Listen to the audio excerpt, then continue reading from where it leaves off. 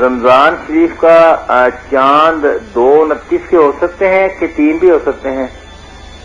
رمضان کا چاند تو ایک ہی ہوگا نا؟ وہ قمری مہینے کے مسلسل چاند 3 ہو سکتے ہیں 29 کے؟ جی یعنی اسلامی مہینے کے کبھی مہینے 29 کے لگاتار یہ پوچھ رہے ہیں نا آپ؟ 3 ہو سکتے ہیں جی؟ جی جی مولانا ہو سکتے ہیں، ایسا حکومت میں آیا اور آنکھوں سے دیکھا ہو جاتے ہیں، اس لیے اس کا کوئی منظمت نظام نہیں، جو اپنی طرف سے پیش گوئیاں کرتے رہتے ہیں یہ غلطی ثابت ہوتی ہیں۔ یہ کبھی 30 کے بھی ہو جاتے ہیں لگاتار، کبھی 29 کے ہوتے ہیں، اسی لیے روایت پر آپ نے اس کا مدار رکھا نا کہ دیکھ کر روزے رکھو اور دیکھ کر عید کرو۔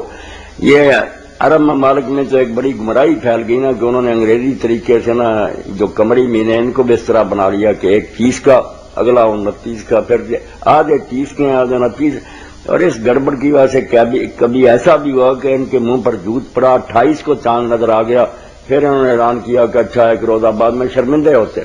بالکل بے دین ہیں لوگ، جو اللہ رسول کا حکم ہے کہ روزت سے تم شروع کرو روزے رکھنا، روزت سے عید کرو، اس پر ہی دار و مدار رکھنا چاہیے۔ لوگ کھلی آنکھوں سے دیکھا کرتے تھے، شوق تھا، کمیٹیاں بن گئی، ٹی وی کی خبر پر لوگوں نے انحصار کر لیا، چھوڑ ہی دیا وہ نیک کام کے۔ اونچی عمارتوں پر لوگ چڑھتے تھے، کھلے میدانوں میں جا کر دیکھتے، شوق ہوتا تھا کہ رمضان کا چاند دیکھیں۔ تو چاند کا قصہ ہی انہوں نے ختم کر دیا، بس آ جائے گی اطلاع کبھی آدھی رات کو آتی ہے، کبھی روزے رکھے ادھر یہ کھلوا دیتے ہیں، کبھی بعد میں پتا چلتا ہے کہ حکومت نے زبردستی اعلان کروایا تھا۔ اللہ ہی وارث ہے ان لوگوں کا، چاند دیکھ کر کرنا چاہیے۔ چاند جو ہے نا لگاتار ہو سکتا ہے بھائی، 29 کا بھی اور 30 کا۔ سب ایک اور سوال ہے میرا جی فرمائیے کہ کیا چاند دیکھنے کے لیے ہم زمین کی سطح سے 2, 4, 10 میل اوپر جا کے بھی دیکھ سکتے ہیں؟ نہیں، ایسا نہیں کرنا چاہیے۔ اچھا، جو اپنا افق ہے نا، جب سیدھا صاف آسمان اور ہم دیکھتے ہیں کنارہ، وہاں دیکھنا چاہیے، اپنی زمین پر کھڑے ہو کر، اس کو کہتے ہیں نا مطلع۔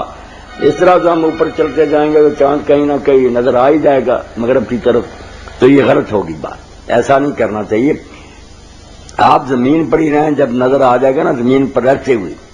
اس لیے اختلاف مطالعے تو اب ایک جغرافیہ یہ کہ وہ زمانہ گیا جب کہتے تھے اگر مغرب میں چاند نظر آئے تو مشرق کے لوگ بھی، اتنی بڑی زمین ہے سب لوگ جانتے ہیں، رات دن کا فرق پڑ جاتا، کیسے ایک جگہ کے دیکھنے سے ساری دنیا کرے؟ سیدھی سی بات ہے کہ آپ صاف آسمان کو دیکھیں جو آپ کا مطلع ہے، جب وہاں چاند آپ کو نظر آ جائے تو آپ عید کریں، اور مصنوعی وحدت کی ضرورت نہیں۔ کچھ لوگ یہ کہتے نہیں سارے ایک دن کریں، تو پھر ایسا بھی انتظام کریں کہ ساری دنیا ایک ہی وقت فجر پڑے، ایک ہی وقت ظہر پڑے، کیا تماشا ہے؟ ہمارے یہاں دن ڈھل جائے گا، بھی سعودیہ میں فجر کا وقت ہی ہوگا، کیسے وہ ہمارے ساتھ ظہر پڑے گی؟